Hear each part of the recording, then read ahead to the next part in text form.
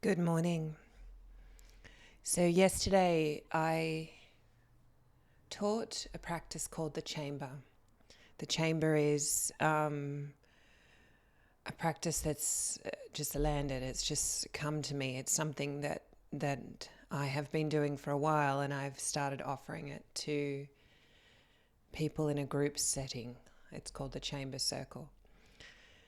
What happened yesterday in the chamber was really profound.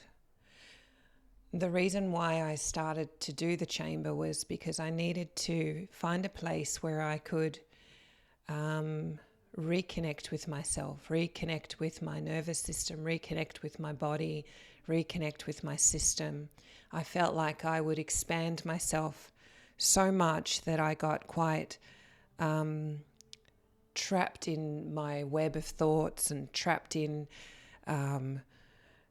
other people and trapped in expectations and trapped in creation and trapped in influence and trapped in my responsibilities, and I didn't know where I was in all of that.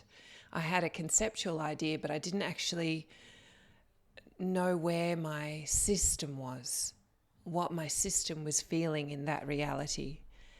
And so I wanted to introduce this in a circle space. I wanted to offer it so that other people could experience this. What I've noticed, because I am a therapist and I see people, is that essentially when people come to see me, it just shows me how much they expanded, how much they've expanded themselves, and how stuck in the knots they are of what their reality is. And really all I'm doing in simplifying it is bringing them back home, bringing them back to themselves. But not only that, I am assisting them to go to their suffering. I'm assisting them to go to the place within.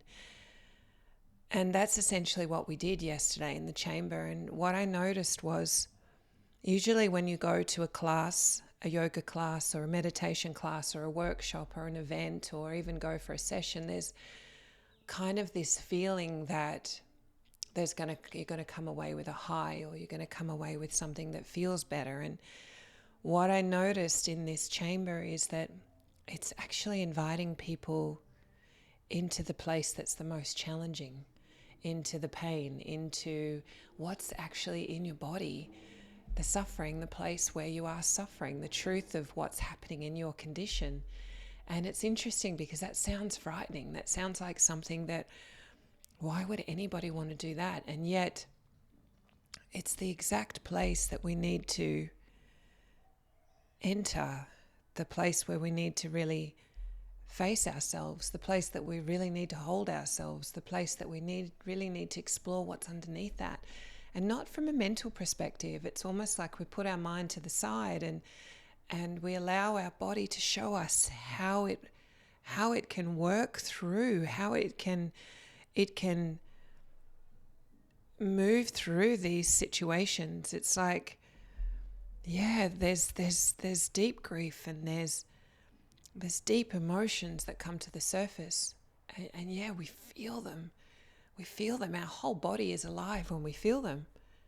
And on the other side of them, or even just after letting go of just a little bit, there's this place of space. There's this place of, I'm okay. There's this place of a little bit of, I don't know if I want to call it joy. It's more hope. But there's this place where there's space and you actually get beyond it. It's almost like we have this idea that going away from it or putting something on top of it, like from a young child, we've been taught to band-aid it, protect it.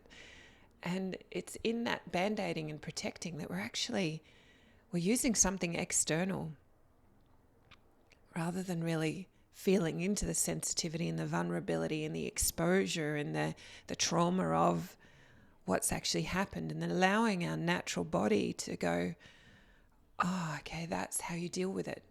My body is teaching me how I deal with it. My body is teaching me its innate responses in how to deal with it. So yeah, I noticed in the chamber yesterday some really frightened and scared faces. And as a practitioner and as a person holding the space, there's a degree of discomfort in feeling that. There's this desire in me to make it better. There's this desire for my hands to reach forward and make it better. And yet there's this other part of me that says, I'm here and I'm present with you as you're being present with yourself. And that's okay. That's enough. That's enough for the person to find the comfort within themselves, to find that strength within themselves, to find that courage within themselves, to regulate within themselves. Because there's somewhere there where I have to go, is this my own discomfort? What am I feeling here? Or what am I not feeling in myself? Am I trying to make it better for myself? Or am I actually offering something to them? And sometimes, yes, I need to go to them. But sometimes I don't. And sometimes I need to be okay with the discomfort. And that comes back to me being okay with my own discomfort. And if I'm going to teach anyone how to be okay with their own discomfort and their pain and suffering, then I have to know how to journey through it myself. True?